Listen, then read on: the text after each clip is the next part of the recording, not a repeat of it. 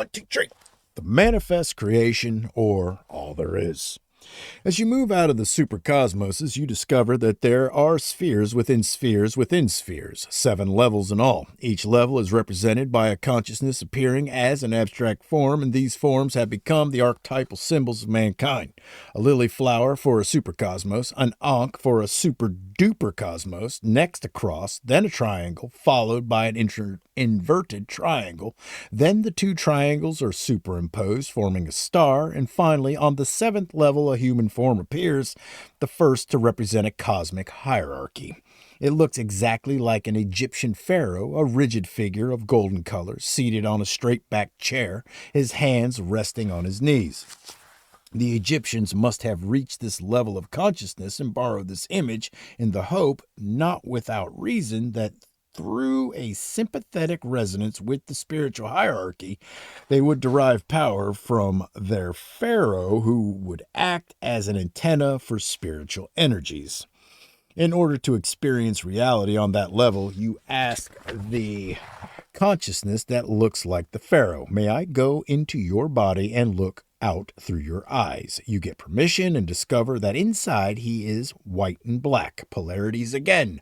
All you can see through his eyes are more pharaohs. He communicates with his own level, which regrettably you cannot understand. The 7 levels of spheres within spheres represent the 7 cosmic hierarchies. The consciousnesses expressing each level are modular, that is, each contains all the consciousnesses below it. A supercosmos contains about 500,000 cosmoses. The next level, the super-duper cosmoses, contain fewer supercosmoses. The next level, still fewer, and so on. There are fewer and fewer spheres on each level, but they increase in size as you progress. You now see more in scale, but less in detail. Things get simpler and simpler. Information becomes condensed into symbolic forms. On Earth, we use language that takes a long time to get ideas across. On a higher level, a symbol such as a tetrahedron is thrown at you, and right away you know and understand all that it would take hours to explain. Our human nervous system can encompass all this and beyond.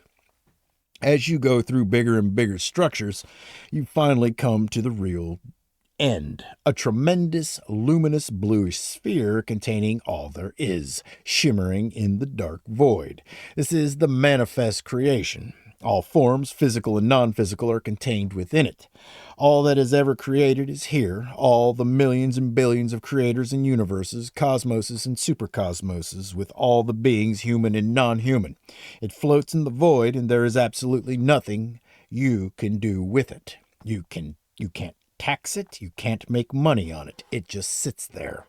The manifest creation is made up of anything and everything that vibrates. Beyond it is the void, the absolute, or pure consciousness, which is non-vibratory, containing everything in its potential state. As soon as the absolute vibrates, it manifests as creation. Basically, they are one and the same.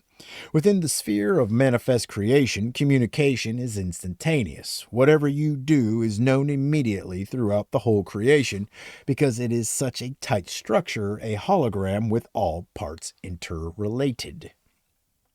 This is the basis for the law of karma, or the principle that to every action there is a corresponding reaction.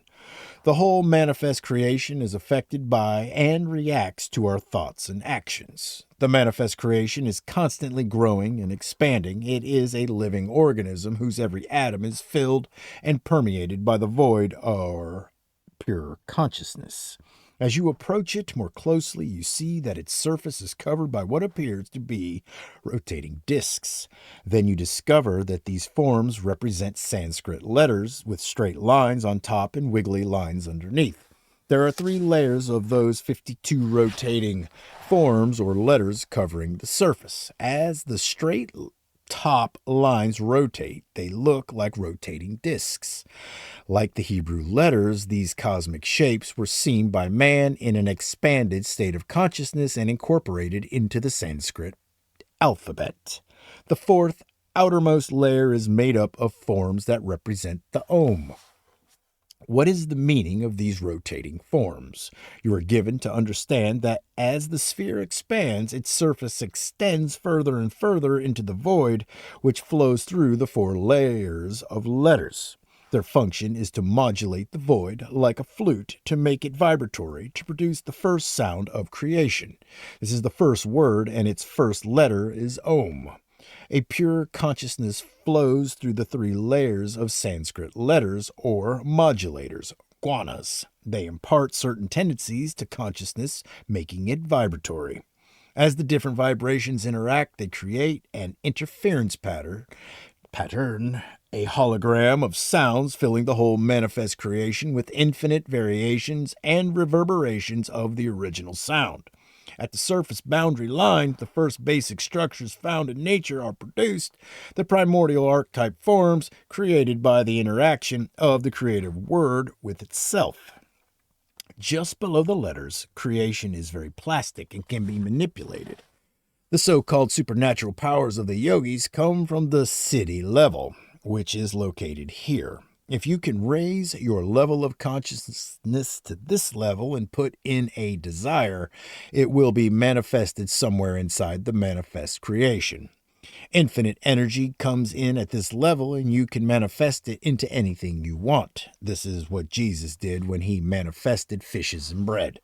As the manifest creation grows, owing to new cosmoses being produced, more and more complex forms are created as the combinations and permutations of sound frequencies increase. At first it is sound, then it becomes light, then form. Having seen all this, you are again faced with the question, where do you go from here, and what other surprises are there in store for you?